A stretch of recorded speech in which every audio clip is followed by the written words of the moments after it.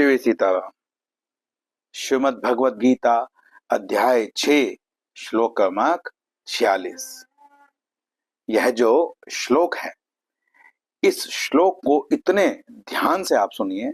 मैं पूरा प्रकरण इस श्लोक में बतलाऊंगा और सनातन धर्म में भगवद गीता या अन्य अन्य जो शास्त्र हैं वहां पर एक एक शब्द जो है वह किस प्रकार से अपना अर्थ व्यक्त करता है, वही शब्द वहां पर क्यों लिया गया है, उस शब्द का जो अर्थ है वो निकालने के लिए, सही सही समझने के लिए आपको कितने चिंतन की आवश्यकता है, यह भी इस श्लोक से मैं सिद्ध करूंगा।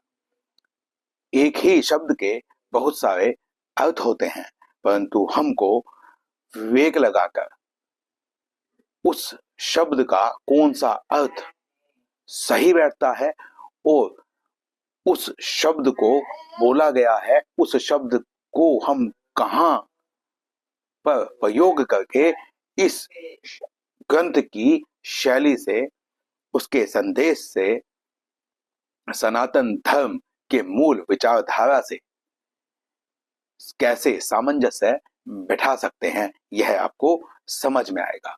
वीडियो थोड़ा लंबा हो सकता है, पर मैं आग्रह करता हूं कि आप इस वीडियो को अवश्य देखिए। परम भागवत जो अर्जुन है, उन्होंने भगवान श्री कृष्ण से यह प्रश्न किया कि भगवान, ऐसा साधक जो पूरा जीवन आपकी शरणागति के लिए प्रयास करता रहा, साधन को छोड़कर साधना में लगा रहा, यदि अंत समय में वह अपने योग से भ्रष्ट हो जाए तो उसका क्या होगा? क्या वह लोक परलोक दोनों से गिर जाएगा? क्या उसका एक बादल के समान नाश हो जाएगा? क्या जैसे बादल तेज हवाओं से छिन्न भिन्न होकर अपने अस्तित्व को खो देता है, क्या ऐसा उस साधक के साथ भी होगा? आपको क्या लगता है कि यहां भगवान क्या कहने वाले हैं? आप इस पर थोड़ा सा चिंतन करिए और कमेंट करके बतलाइए कि यहां तक यह आपको समझ में आ रहा है या नहीं। इसके बाद भगवान श्री कृष्ण अर्जुन के सभी प्रश्नों का उत्तर देने के लिए, संशयों का उत्तर देने के लिए, भगवान यहाँ पर वह जो योग भ्रष्ट साधक है उसकी गति को बतलाते हैं। भगवान कहते हैं कि जो इस लोक में रहकर, जो के माया से परिपूर्ण लोक है, इस लोक में रहकर यहाँ की माया से ऊपर उठने का प्रयत्न करता है, जो भगवान की शरणागति, मोक्ष और लोक कल्याण के कार्य करता है, अपना राग द्वेष सब कुछ छोड़कर लोक के कल्याण के कार्य में लगा रहता है, उसका नाश तो कभी हो ही नहीं सकता। अब यहाँ पर भगवान कहते हैं कि ना उसका लोक से और न ही परलोक से उसका नाश होगा, और वह, यदि आप कहें, आप उसे आत्मा माने, तो फिर आत्मा का छिन्न भिन्न होना तो असंभव ही है। तो इसीलिए भगवान यहाँ पर बतलाते हैं कि ऐसा साधक जो अंत समय में योग भ्रष्ट हो गया, तो अब योग भ्रष्ट होने के दो कारण हो सकते हैं। पहला कारण, यदि वह किसी भोग की वजह से अपने योग से भ्रष्ट हुआ है, तो भगवान कहते हैं कि उसका जो अगला जन्म होगा वह उस भोग की पूर्ति हो जाने के पश्चात ही होगा, क्योंकि सनातन धर्म का मूल विचारधारा यह है कि मनुष्य जन्म कृपा से मिलता है, और मनुष्य जन्म ही एक ऐसा जन्म है जिससे हम जन्म मरण के चक्कर से बाहर निकलने का प्रयास कर सकते हैं। तो यह एक मौका है। उस साधक का स्वर्ग गमन होगा, क्योंकि वहां पर सभी प्रकार के भोग होते हैं, और उच्चतम श्रेणी के होते हैं। तो यहाँ पर जिस भोग को देखकर वह साधक विचलित हो गया था, उसे स्वर्ग में उतने ही काल तक रखा जाएगा जितने काल तक उसकी उस भोग से वृत्ति समाप्त ना हो जाए, उसकी रुचि जो है उस भोग से अरुचि में न बदल जाए, तब तक वह स्वर्ग में रहेगा।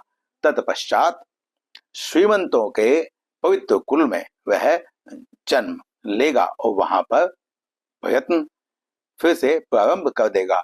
इस जन्म में जो उसका प्रयत्न होगा वह पहले से पिछले जन्म के मुकाबले अधिक तेज, अधिक परिपूर्ण और उस होगा, क्योंकि उसे ऐसा वातावरण दिया गया है जो उसने पिछले जन्मों के संस्कारों से प्राप्त किया है। इसके बाद साधक का अंत समय में योग भ्रष्ट हो जाना का जो दूसरा कारण हो सकता है वह उस वैराग्यवान साधक का भी हो सकता है जो भोग तो नहीं चाहता है, परंतु किसी और जीव के चिंतन के वजह से उसका भगवान से संबंध नहीं हो पाता है। कोई ऐसा कार्य उसके मन में रह गया है, कोई ऐसी इच्छा उसके मन में रह गई है जो उसकी स्वयं के लिए तो नहीं है, परंतु किसी और जीव के लिए है, और उसी की वजह से संसार से उसका संबंध बना रह गया है, तो वो योग भ्रष्ट हो सकता है। अब उस योग भ्रष्ट की गति क्या होगी, क्योंकि उसने तो स्वर्ग की भोग की कोई इच्छा नहीं की है, तो अब वह कहाँ जाएगा? आपको क्या लगता है? आप यह कमेंट करके बतलाइए कि अब वह कहाँ जाएगा, क्योंकि पिछले वीडियोस में मैं ये बात कह चुका हूं। अब भगवान कहते हैं कि वह जो योग भ्रष्ट साधक हुआ है परंतु वो वैराग्यवान है, तो उसका जो जन्म है वह योगियों, तत्वदर्शियों के कुल में होगा। यह जो योगी और तत्वदर्शी हैं उनके कुल में जन्म किसका होता है? हमने एक उदाहरण भी आपको दिया था कि जो पराशर मुनि है उनको वेदव्यास जैसी संतान मिली, क्योंकि पराशर मुनि का जो समग्र जीवन था वह धर्मानुकूल था, परंतु वेदव्यास जी ने ऐसा क्या किया था कि उन्हें पराशर मुनि जैसे पिता मिले। तो यहाँ पर वेदव्यास जी जो थे वह पिछले जन्म में वैराग्यवान साधक थे। लोक कल्याण के किसी कार्य की वजह से, किसी जीव का भला करने की इच्छा की वजह से उनका अंत समय में योग भ्रष्ट हुआ, तो उन्हें योगियों के कुल में जन्म मिला।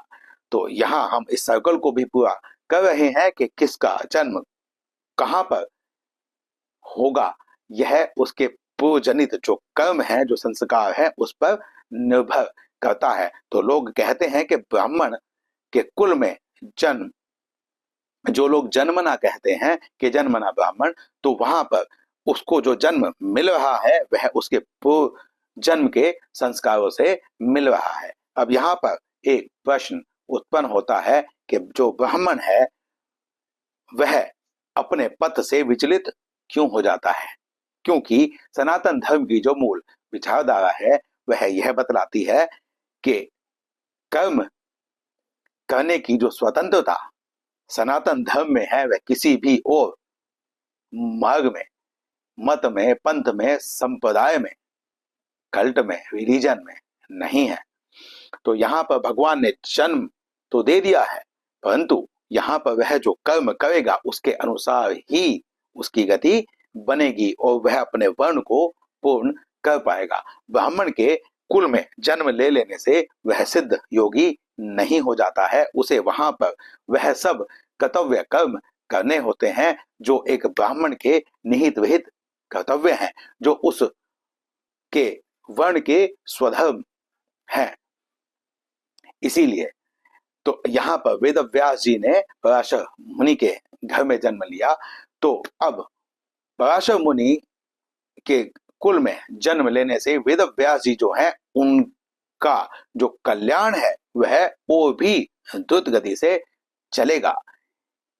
इसका मुख्य कारण यह है कि वेदव्यास जी जैसे जो ऋषि हैं उनको एक ऐसा वातावरण मिला जहां पर उनके जो पिता हैं वो तत्वज्ञानी हैं, उनके कुल में सभी योगी और तत्वज्ञानी हैं, तो वहां पर वह कुछ भी पढ़ना समझना चाहें तो उन्हें वैसा वातावरण मिलेगा, उन्हें समझाने वाले मिलेंगे, उनका ऐसा मार्गदर्शन करने वाले मिलेंगे जिससे कि वह बहुत तेज गति से मोक्ष को, परम पद को, अपने लक्ष्य को प्राप्त कर सके, जिस लक्ष्य को पाने में वो पिछले जन्म में चूक गए थे, योग भ्रष्ट हो गए थे। अब जो मुख्य श्लोक आता है वहां पर हम आपको यह बतलाएंगे कि एक एक शब्द का क्या अर्थ हो सकता है, होना चाहिए और कहां कैसे उसका अर्थ निकालें ताकि संपूर्ण विचारधारा के साथ में उसका सामंजस्य हो सके। हम आपको नाम लेकर भी बता सकते हैं कि कहां पर अर्थ करने में, भाष्य करने में चूक हो गई है, परंतु वह बहुत बड़े बड़े ज्ञानी महापुरुष हैं तो नाम लेना सही नहीं रहेगा। यदि आप जानना चाहें तो आप स्वयं अध्ययन करने का प्रयत्न करें। अब यहाँ पर जो 45वां श्लोक है छठे अध्याय का, वहां पर कहा गया है कि प्रयत्न करता हुआ योगी, तस्माद्य तमानस्तु योगी, ऐसा कहा गया है। तो प्रयत्न करता हुआ योगी अपने सभी पापों को नष्ट कर देता है। अनेक जन्मों में जो उसने सिद्धि प्राप्त की है, सिद्धि से अर्थ यहाँ पर उस आध्यात्मिक प्रगति से है जो आध्यात्मिक, जितनी आध्यात्मिक प्रगति वह पिछले जन्म में कर चुका था। अब यहाँ पर जब वह फिर से आध्यात्मिक मार्ग पर चलेगा तो उसकी यात्रा जो है वो वहीं से प्रारंभ होगी जहां पर वो यात्रा छूट गई थी। ऐसा नहीं है कि उसे फिर से शुरू से प्रारंभ करना पड़ेगा। तो अनेक जन्म संसिद्धस्ततो याति परांगतिम, यहाँ पर ऐसा कहा गया है। तो यह इस श्लोक में प्रयत्न करता हुआ योगी कहा गया है, परंतु मेरी आपत्ति यह है कि जन्म लेने भर से जो साधक पिछले जन्म में योग भ्रष्ट था वह इस जन्म में योगी कैसे हो सकता है बिना कुछ प्रयत्न करे। अब यहाँ पर प्रयत्नाद्यतमानस्तु योगी यदि कहा गया है तो प्रयत्नात् का अर्थ होता है कठोर, बहुत अधिक प्रयत्न करने वाला। फिर कहते हैं यतमान, जो प्रयत्न में लगा हुआ है, बहुत कठोर प्रयत्न में लगा हुआ है योगी। अब यहाँ पर योगी कहकर प्रयत्न करता हुआ योगी, अगर हम यह अर्थ करें तो इस श्लोक का अनर्थ अर्थ हम कर लेंगे। यहाँ पर अनेक जन्म की शुद्धि, अनेक जन्म में जो उसकी बुद्धि बनी थी, जो उसकी आध्यात्मिक प्रगति हुई थी, उससे उसका साधक का संयोग हो जाएगा और फिर वह कठोर प्रयत्न करता हुआ अनेक जन्मों के जो पाप हैं, जो किल विषह शब्द यहाँ पे आया है, संशुद्ध किल विषह शब्द आया है, तो संशुद्ध जो शब्द आया है वह नष्ट अर्थ में आया है कि जितने भी पाप इकट्ठे हो रखे हैं उन पापों को नष्ट कर देगा। कौन? वह जो योग भ्रष्ट साधक है, योगी नहीं, क्योंकि पिछले जन्म में वह योग भ्रष्ट है। इस जन्म में जन्म लेते ही यदि उसे योगी कह दिया जाए तो यह व्यवस्था समाप्त हो जाएगी। ये सनातन धर्म का मूल विचारधारा जो है उसको ठेस पहुंचाएगी। तो यहाँ पर उस साधक की ही बात चल रही है जो साधक पिछले जन्म में योग भ्रष्ट हुआ था, परंतु उसे यहाँ पर जन्म मिला है ताकि वह फिर से उस लक्ष्य को प्राप्त कर सके। तो प्रयत्न करता हुआ अपने सभी पापों को नष्ट कर देगा और अनेक जन्म में जो उसकी बुद्धि बनी थी, आध्यात्मिक जो प्रगति हुई थी वहीं से वह प्रारंभ करने के पश्चात वह योगी, अब यहाँ ततो जो शब्द आया है वह तत्पश्चात के लिए आया है। जब यह सब वो साधक कर लेगा, वह प्रयत्न कर लेगा, पापों को नष्ट कर लेगा, अपनी बुद्धि को पालेगा, उसके बाद वह योगी याति परां गतिम, उस परम गति को प्राप्त करेगा जो योगी की गति है।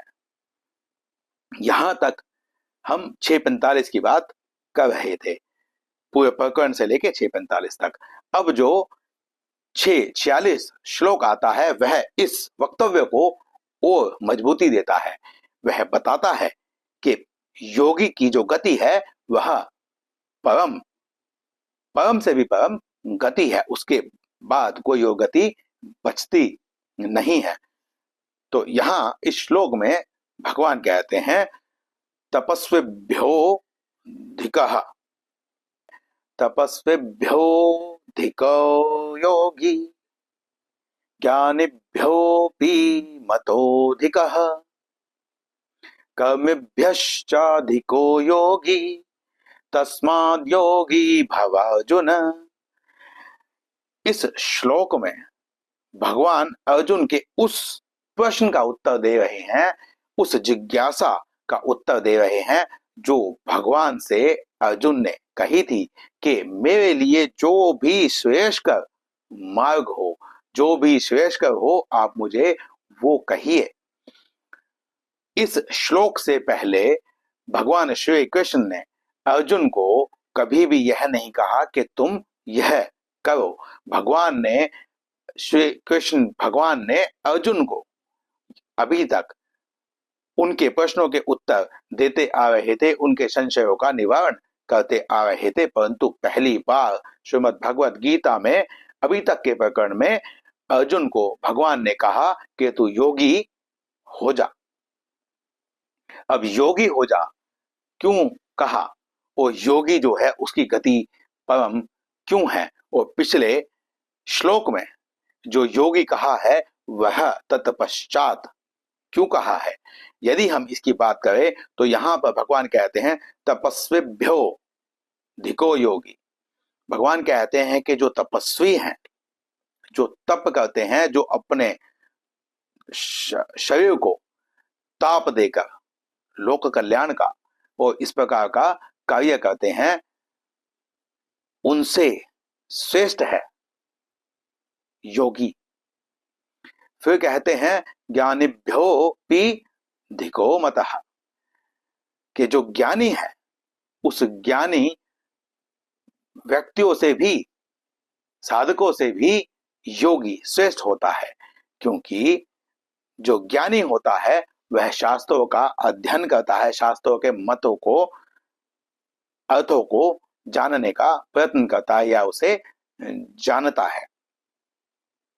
फिर इसके बाद भगवान कहते हैं कर्मेभ्योश्चाधिको योगी, जो कर्म करने वाले, यहां पर हम कर्म कांड वाले भी कह सकते हैं, जो सकाम भावना से धर्म का आचरण करते हैं, वह किसी फल को, किसी सिद्धि को पाने के लिए यज्ञ हवन इत्यादि करते हैं, उनसे भी योगी श्रेष्ठ है। अब यदि हम सकाम भावना भी हटा दें तब भी हम कहें कि ज्ञानिभ्यो, ज्ञानियों से, तपस्वियों से, और कर्म योगी भी यदि हम कहें, कर्म योगियों से, जो कर्म योग का निष्काम भाव से जो कर्म करते हैं, उनसे भी योगी श्रेष्ठ है। तो यह हम कैसे सिद्ध करेंगे। यहां पर इभ्य शब्द जो आया है उसका अर्थ होता है स्वामी। योगी की जो स्थिति है वह स्वामी की स्थिति है, परंतु योगी किसका स्वामी है, क्योंकि योगी के स्वामी तो स्वयं भगवान है, परंतु योगी किसका स्वामी है। तो यहां पर यह कहते हैं कि 3 मार्ग यहां पर हम ले रहे हैं, एक तप, एक ज्ञान और एक कर्म, जबकि 2 ही मार्ग भगवान ने बतलाए हैं कि कर्म योग और ज्ञान योग। ये दो ही मार्ग बतलाए गए हैं, दो ही विधि है। ये विधियां दोनों समा जाती हैं भक्ति योग में। यदि हम ध्यान योग, तप योग इत्यादि को अलग अलग बनाना चाहें तब भी यह जितने भी हैं यह सब मार्ग हैं। और इन मार्गों की सिद्धि जो है, जहां पर यह मार्ग जाकर समाप्त होते हैं, इन मार्गों की जो अंतिम अवस्था है वह योगी की अवस्था है। क्योंकि योग का अर्थ होता है भगवान के साथ अपने संबंध को पहचानना, कि मेरा जो संबंध है वह इस संसार के साथ नहीं है, बल्कि यह जो संबंध है यह परम पिता परमेश्वर के साथ मेरा संबंध है। यह शाश्वत संबंध है जिसे ना तोड़ा जा सकता है। इसीलिए जो इस संबंध को जान लेता है फिर वह योगी हो जाता है। और योगी हो जाने के पश्चात कोई वो अवस्था बचती ही नहीं है जिसे प्राप्त करने का प्रयत्न किया जाए। तो यहाँ पर आकर सभी प्रयत्न समाप्त हो जाते हैं। इसीलिए हमने आपको कहा था कि इस वीडियो को अंत तक देखिए। सनातन विचारधारा, सनातन ग्रंथ और उसे पढ़कर उसका अर्थ समझने में यदि हम सामंजस्य ना बैठाएं तो हम गलती कर सकते हैं। तो वीडियो काफी लंबा हो गया है, इसीलिए इस वीडियो में इतना ही। मिलते हैं अगले वीडियो में अगले श्लोक में। शिव सीताराम।